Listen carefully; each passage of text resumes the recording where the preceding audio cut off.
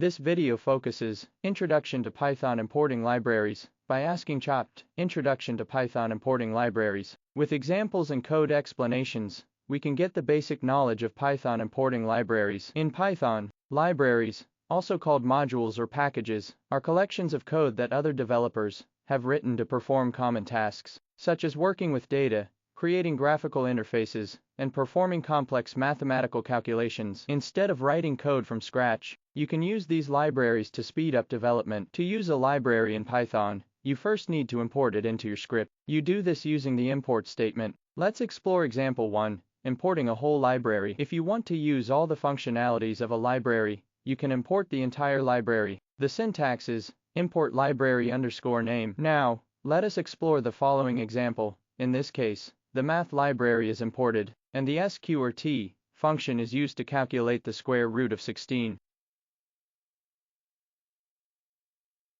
Next, let's explore example 2, importing specific functions from a library. Sometimes, you only need a few functions or classes from a library. In such cases, you can import them directly. The syntax is from library_name import function_name. Now, let us explore the following example. By importing only the sqrt function, you don't need to prefix it with math each time you use it. Next, let's explore example 3, importing a library with an alias. To shorten the name of a library, you can assign it an alias using the as keyword. The syntax is import library_name as alias. In this case, NumPy is a large library for numerical computing, and it's common to use the alias np for convenience.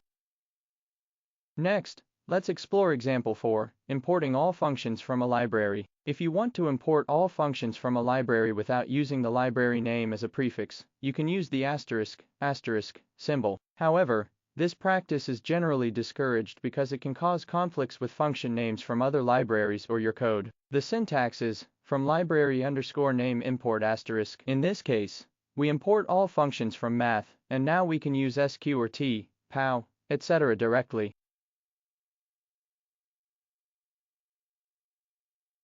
Finally, let's take another look at key points of importing libraries. Always import only what you need to keep your code clean and avoid conflicts. Use aliases for long library names to make your code easier to read. Avoid using from library_name import asterisk unless necessary, as it can cause unexpected behavior.